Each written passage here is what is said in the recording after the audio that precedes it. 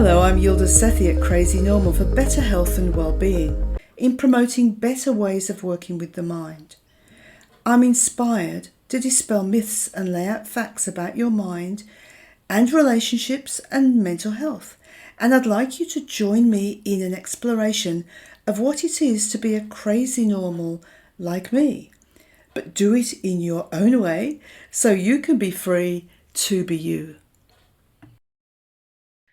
So, welcome to Crazy Normal. I have a really interesting person here with me today who is Carlos China, who is a retired dermatologist and living here in Sydney, Australia, as a psychotherapist. So, be very interesting to understand a little bit about this very interesting person in front of me.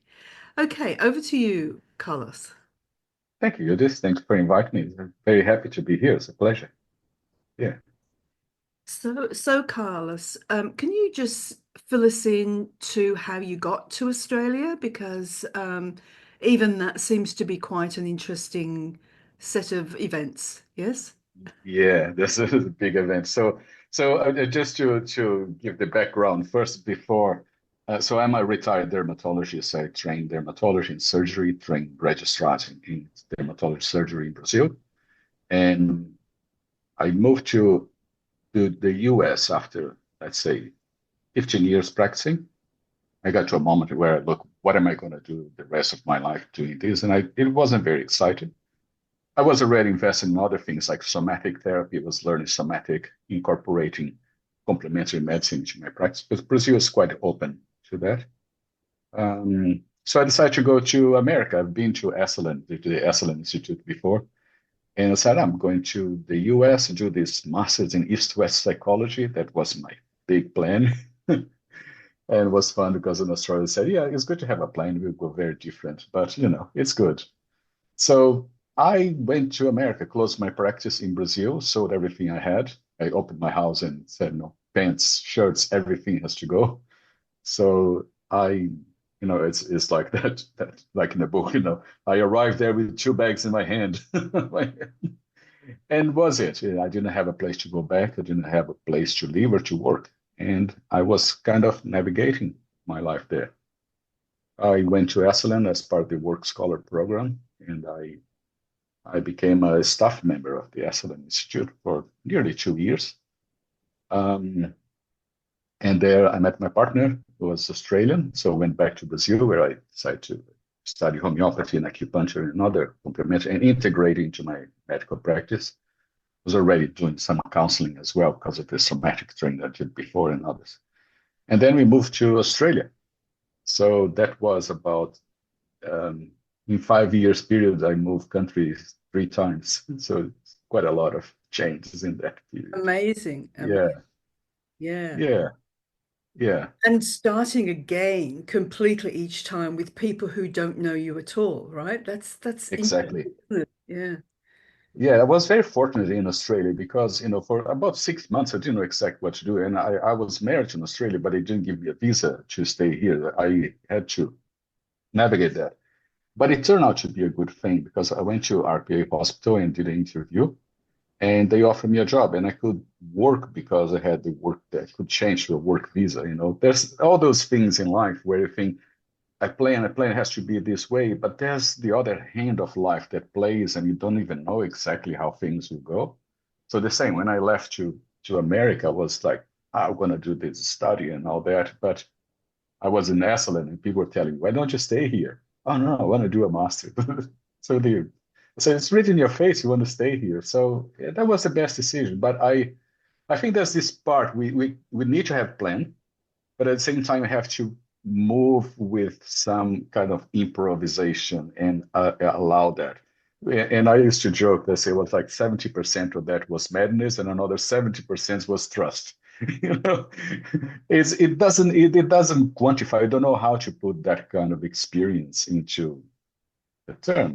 It was a drive for me. It was something like, yes, I want to do that. And I remember I was talking to a friend, and yeah, I can do this study. Yeah, but I can do that in another country. Yes, I can do that.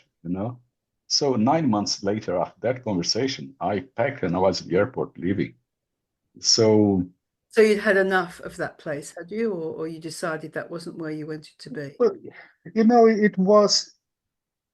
I didn't have enough. I was living a good life, a dermatologist, private practice, and having all those things. And life was good, but there was something inside me that, was I want more. What else is there? Is that how will be my life for the rest of my life? That how I'm gonna do? And it wasn't really something, no, I had enough of this or not. It's just like there's another path, there's another step. It's something very intuitive that it's hard to say exactly why. Maybe it's just that kind of I don't know, like the angel whisper in your ears and you follow Yes, and open a whole universe ahead of me. that's right. So, um, yeah, And what I was going to say was, you were following an inner voice, or you were following an intuition, or from my perspective, it's almost like your purpose too, right? Uh, yeah, and yeah, it's scary to trust it, and yet really it's the only thing we can do, really, isn't it? it is. And it's that thing. Am I really doing this? But I think when you follow that kind of purpose, that thing is so aligned with your core, with your being, with your soul, there's no question. Yeah. And life aligns around that. And that's just, you know, I didn't. I was looking for a place to stay. I wanted to go to San Francisco, ended up staying in Berkeley. And there was a friend of mine stayed at her house, and then I said, "Oh, I'll talk to her." She said, "No, I don't have a place because she was rent for a student." I said, "I only have the lounge if you want to stay there." I said, "Yeah, that's fine. I'll stay there." Like I think there's that kind of trusting, and at the same time, it's almost like a childish thing, but it's not a child. But there's that kind of inner trust in your core. You don't have yet your ego or the other stuff that comes that interfere with that kind of listening to that voice very clear. Yes. And also, by that time I've been already in the spiritual work, in meditation and esoteric studies. And I think my life was, now I can see back, my life has been guided by that kind of inner voice, inner intuition. A lot of my decisions in life, that takes a lot. I consider and I ponder about that. And the Uh, the other thing, Carlos, I just don't see, what can I say, making a mistake, right? It's like everything is for a reason. You had to go that path just to see what that was like. And then you realize, okay, it wasn't quite enough. So I'm still looking for a place where I can realize myself more somehow, right? yeah, Yeah. And so all those journeys are not wasted, even though they might feel or look to somebody else like they're wasted. They're not. They were all part yeah, of the search. yeah.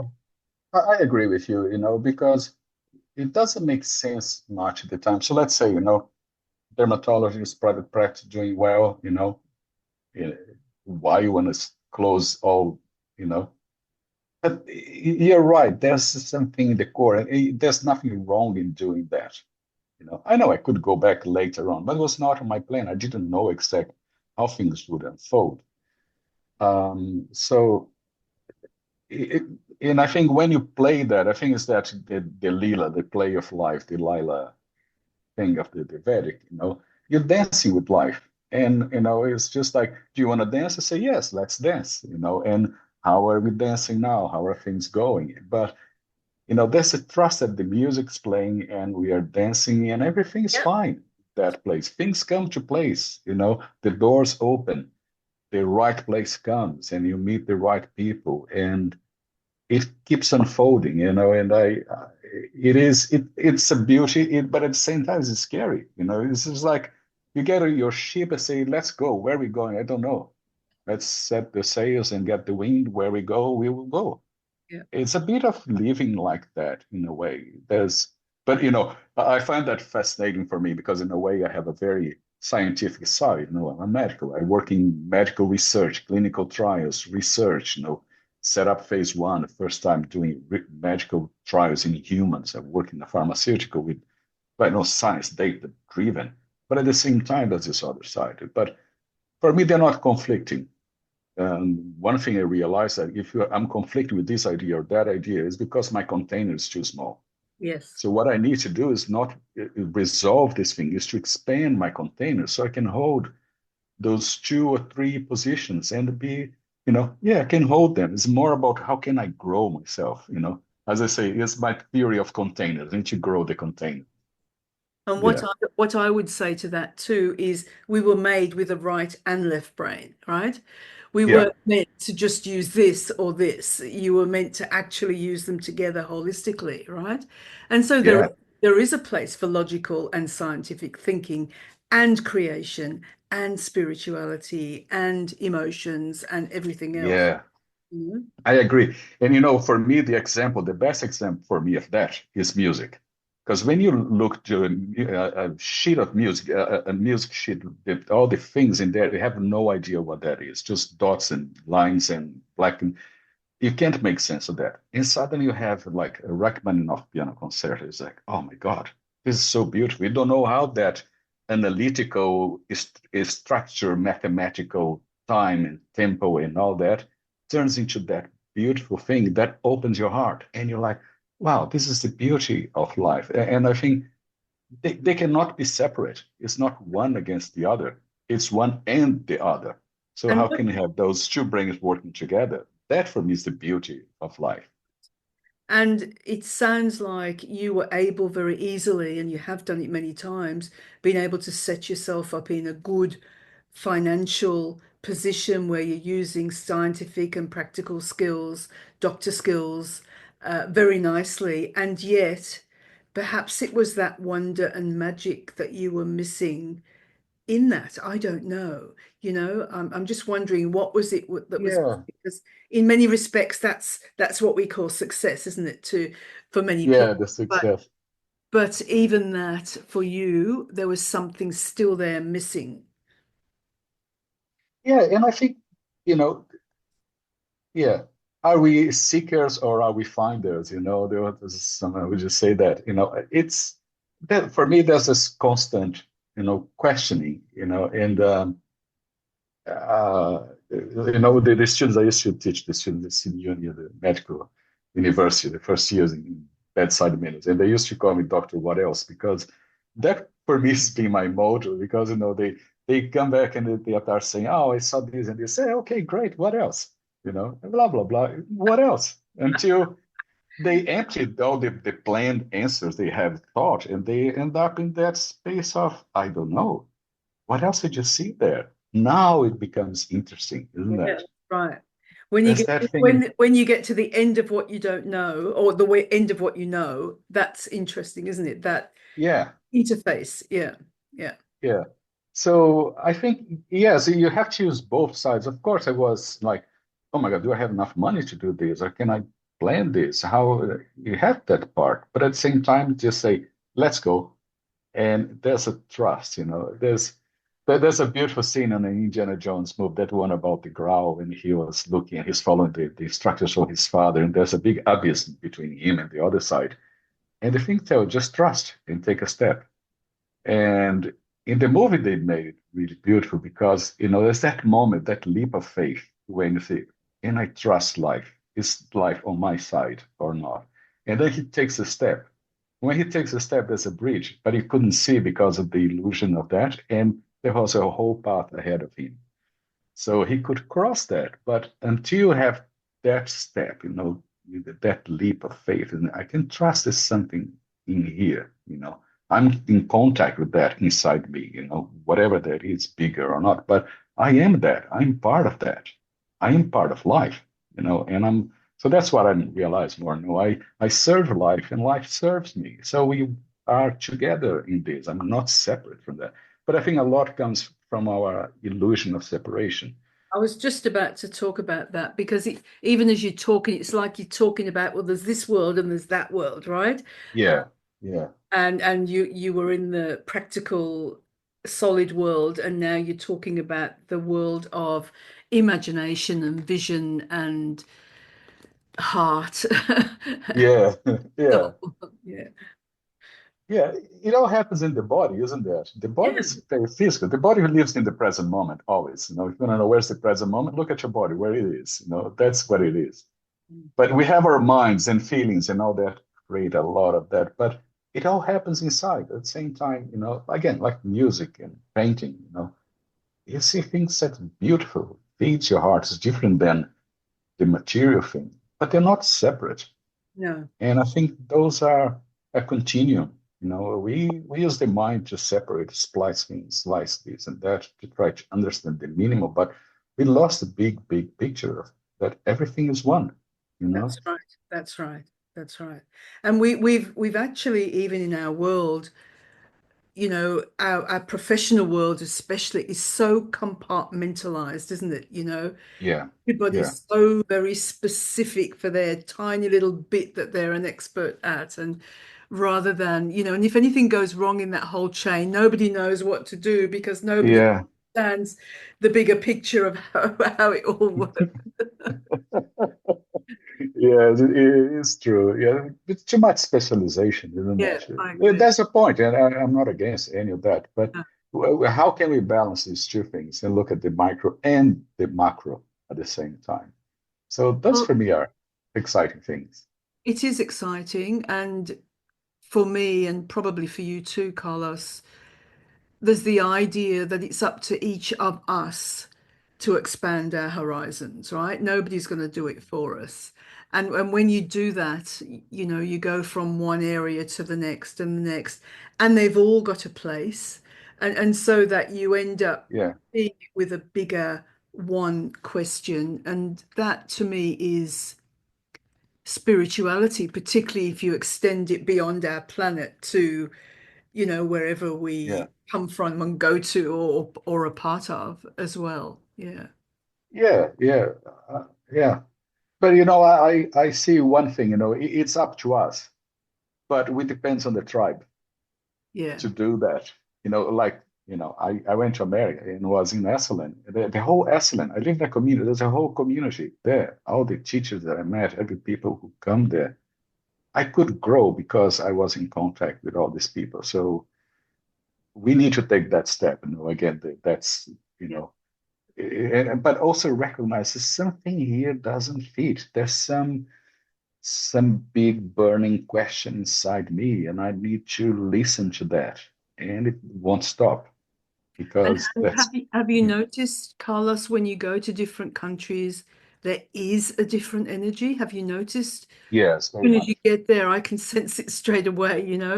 Yeah. Each country has its own flavor and its own energy, and perhaps we're not always fully aligned with all of those different energies. There are others that are more conducive to who we are now.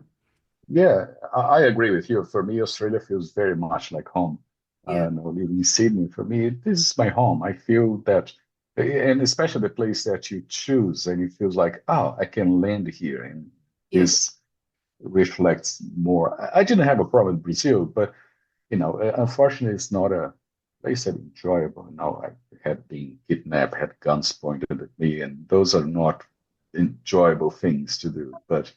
Mm. Um, but you find it here is it's very yeah. I know arriving from international flight when I arrive in the street, it's like it just Yeah. just feels Home. like it Home. feels Yeah. home. Yeah, Yeah. I but it is there are different vibes everywhere, and I think for me it's important that you be able to read that. mm, How's the energy feel when you walk mm, into a room? As someone walks in, for me, that's what I use in my work and my practice, and being a dermatologist for a long time, I used to see a lot of patients a day and everything from babies to elderly people, male, female. So it's a big variety. So I need to work out how can I find the way to connect with this person? What's where can I, locate myself in a way that we can create rapport and things move. So for me, it was always an exercise in connecting with ah, people. How can I connect with this person? No, I would see an elderly patient with a skin cancer, then would be a teenager with acne, very different conversation. And they have to adjust to that. But at the same time, I need to be in tune with myself to see what's happening here and how can I connect with that. So that's So, something that I use so, now with so my clients. where did you learn this, Carlos? Was that in your doctor training, or was that more in your No, personal life? this is not doctor's training. I mean, in the doctor's life, after a while, but before I left Brazil, I was running a workshop for doctors. I was because I realized this, no, doctors don't talk to anyone. Yeah. No one is up to the level that can understand me because I'm too special. So no one can understand what I go through. So I was running a group and we have some doctor, and I used to say, I'm not a doctor, I'm acting as a doctor. Who am I? So for me, it was always the question. I was already into a spiritual group and exploring meditation, detachment, and who is I am and not. And it was a really good experience to see that there are people who never could talk about anything that happened in their professional career. But I realized that the who am I is the one who is talking to the patient. This is the person who is connecting with the patient. The knowledge, everyone goes to university and learn They can how learn. to do that.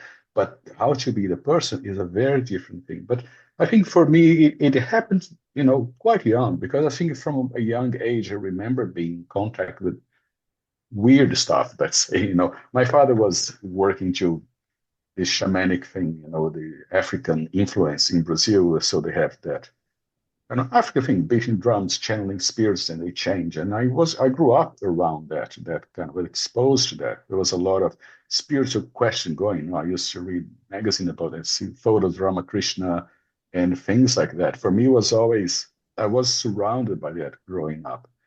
And I remember when I was younger, before I got to med school, I did a train to become a yoga instructor. And I was having out of body experience. I was like 17. I could see lines of colors and all that. I didn't know what to do with that. So I think there's something that was there, but then I have to learn about these things. What's the language of this word? How can I express this thing? So I think was walking together at the same time. I wanted to become a doctor, and there's also this other side was always happening at the same time. I think I was very good intuition and tune. I could sense things, but I didn't know how to explain that. I didn't have the language much at that time. But no, now I say that I am a highly sensitive person to put into a container, let's say, not a label or format, but more like a container. Okay, I understand how I can sense things ahead of time. But that's been my whole life, and I think I have to learn to navigate these two to become one and accept them. Yeah, That's right. And that's how I see it. I think often we're young and we've got all these extra sensory perceptions, let's say, or vision, yeah, feelings, etc., and we don't know what to do with it. And if we try and talk about it, people think we're crazy, right? So yeah, that's the other thing in many cultures. So you shut it down and then you carry on doing something practical, but that side, if it's real for you, is still very much present. But as an adult, yeah, you can merge with it more easily somehow, or you can embrace it more easily. Your big container, I guess, is a good one there, where you've got the maturity now yeah. to understand it more and play with it more and enjoy it or use it, whatever you want to do. Yeah. Yeah, but also I think one thing I didn't reject those experiences. But I think a lot of time, because of culture, society, this is not right. What am I going to do with that? So those experiences, I welcome them. Say, yeah, this happened. I don't know what to make of this. Instead of just, Yeah. right, reject. Oh no, no, that was something I don't know. Let not think about that. Yeah. I was keeping all that with me, Yes. and until I can create a language and I can express from that. And I think a lot. I think we miss a lot because when we don't bring, create a space for that, we are missing a part of ourselves.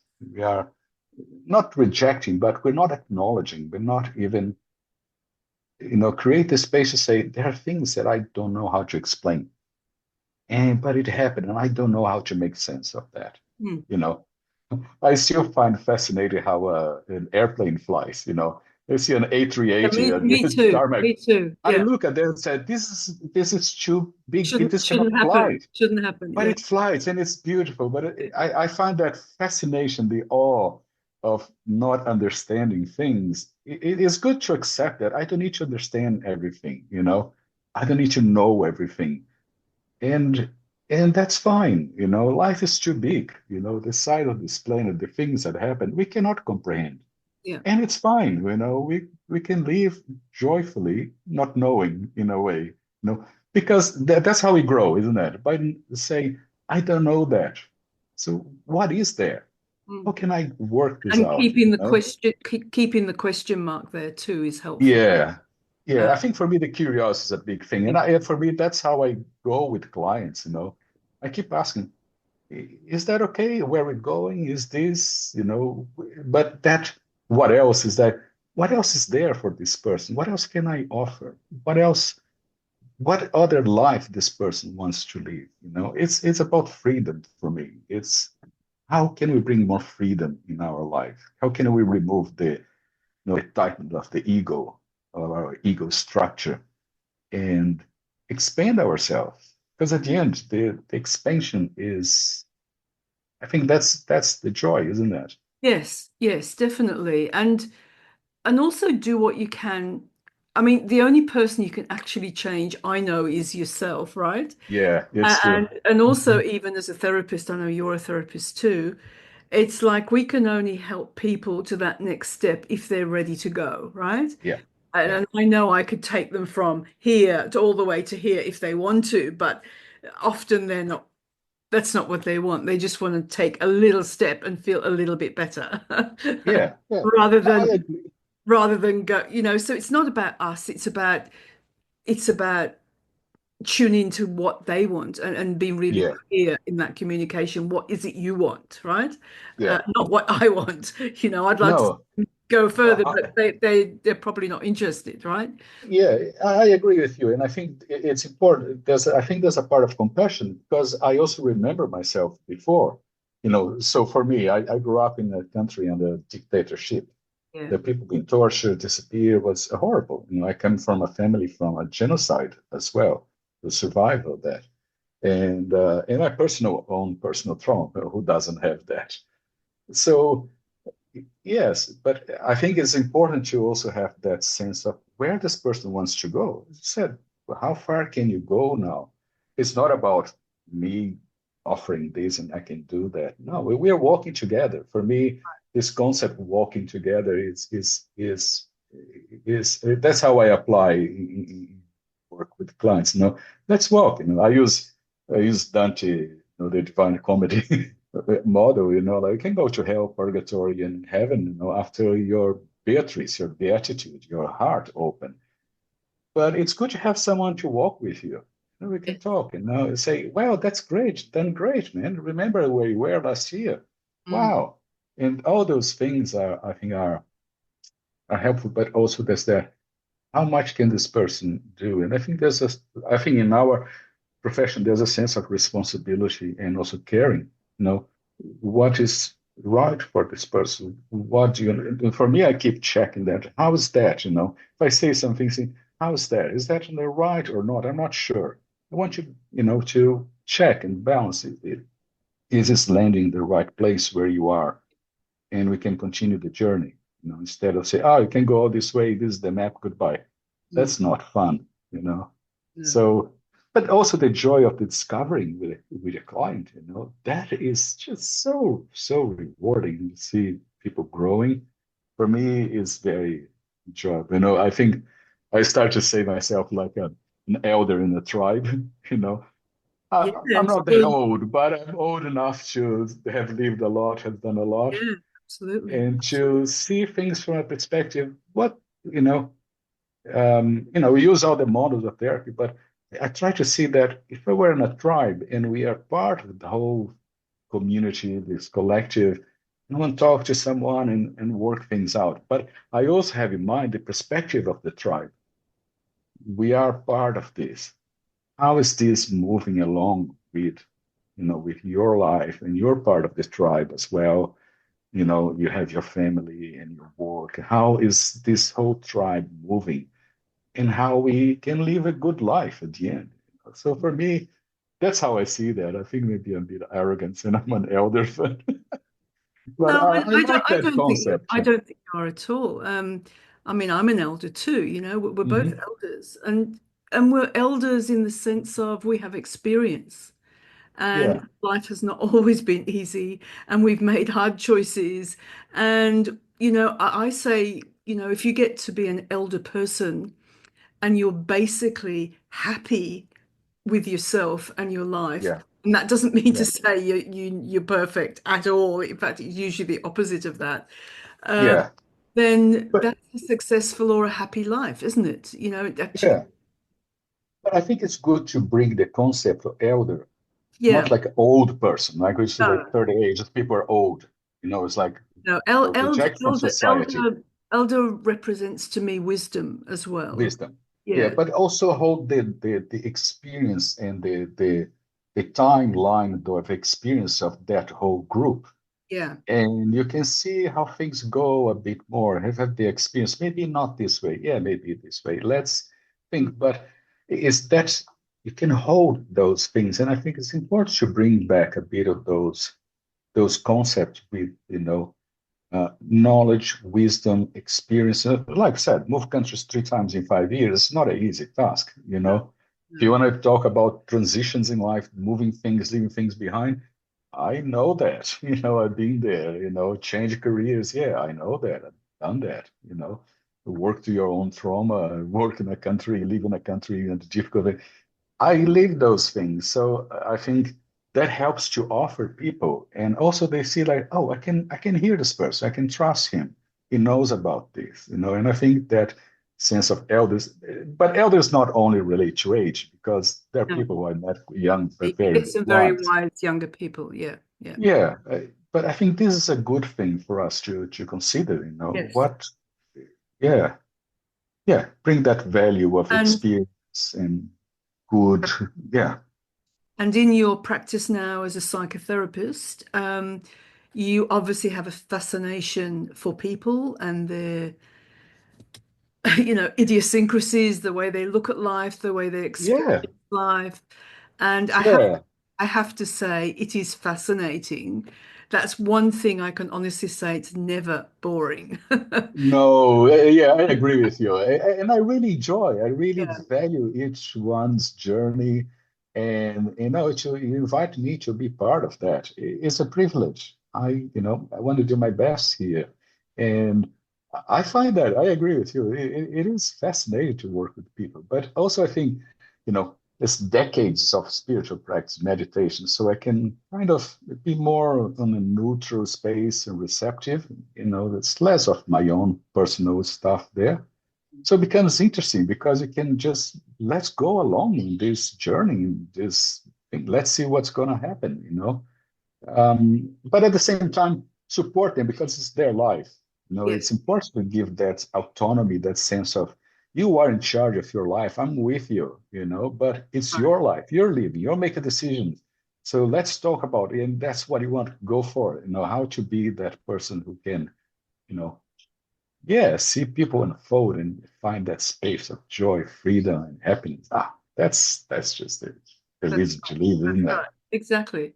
And that's Yeah, probably what many people, yourself, and probably me too, in my former jobs, was missing. It's like, yes, yeah. I'm good at what I do, but actually there's something missing here, and it's that search, isn't it, to find that Yeah, yeah. missing. It's interesting for me because this has been always a parallel in my life. Yeah, went to university and work and do all that. But I was always interested in this. So I learned somatics early on when I became a dermatologist and started integrating those things. But that's the part that I like the most is to meet a new patient and talk and find ways how to connect with people. For me, it was always a joy. And now I'm at this stage where, I want to do what I really like and gives me joy.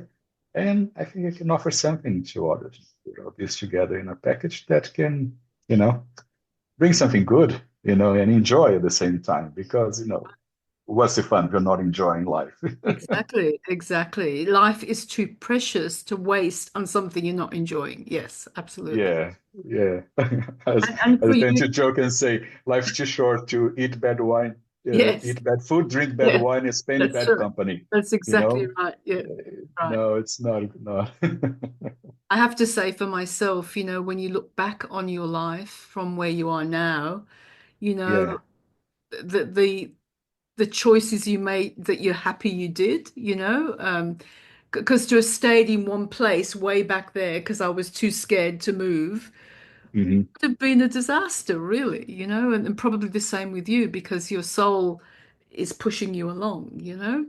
It's true. I think it's the soul that's pushing. Yeah, because you had also interesting. You were a chemist teacher, and you end Yeah, up in India, became a Vedic astrologer, family constellation, writing books, and yeah, exactly. training, create your own training. So, how is that as well? There's that kind of with the moment of at the crossroad. There's something you made a decision and shift your whole life, isn't it? Yeah, that's right. For me, change happens quickly. Yeah, I can be going really well, and then one day I'll wake up and think, I need yeah, an idea comes to me in my dream, or a new pathway opens up. I think, yeah, I think I'm ready to do that. So that's it. It's just that, yeah, and that's just me. And of course, everybody's different. Some people sit on an idea for a few years before they even make a step, right? And yeah. that's different energy, I guess. And I'm not judging it at all, but we're all different, aren't we? Yeah, we have different ways of dealing with that. We're learning. And I think that's the beauty of all the people on the planet, for life, the capital L. It's learning. And we are different ways of learning, doing things, and we put it all together, you know. And that's what I mean. I serve life serves me. That's what I can do with the person, with the structure that I have, and there are others doing many other things. And that's the beauty of that, isn't it? Wonderful. Yeah. So, where can people find you, Carlos? Where are you in Sydney exactly? My practice is at Bondi Junction in the beautiful area. Yeah. My website is up that I'm just updating, transforming to have all the information, but I can go carloschina.com. It's my name, carloschina.com. Carlosino.com. Yeah. Okay. Yeah. I'll put that in the notes underneath. And if people wanted to contact you, perhaps to take a session or two, or whatever, how do they Yeah. do that? Should I give your email? On the site, if they go Oh, to the okay. It'll be website, there. there's You'll be my able to my phone contact. numbers, my Yeah. email, Okay. and all the detail. I'll have more information. I'm just at the stage where Yeah. I'm adding all these stories to my website to create a whole story. And also the other thing, I started painting watercolors on my website. I'll have my own paintings as well. I didn't know you were Yeah. doing. I didn't know. Yeah, I started painting recently, a couple of Okay. years, and I didn't know, from Yeah. stick figures to painting watercolors and drawing. And I'm just, and that's what I like about the things that we can do and we don't know. And if you keep asking what else, something else comes. And, yeah. But on my Actually, website, you can find all that okay, information. Yeah. fabulous. All right. Well, look, thank you so much, Carlos, for your It's time a pleasure. and for sharing your vibrant personality and all of the things that have happened in your life. Well, you haven't shared all of them, just a few, but very interesting. Thank you very much, Yeah. Carlos. My pleasure, Jules. Happy to help. Thank you very much. Thank you. Bye-bye. Bye. You can find out more about me and what I offer at rapidcorehealing.com or contact me at yildiz@yildizsethi.com.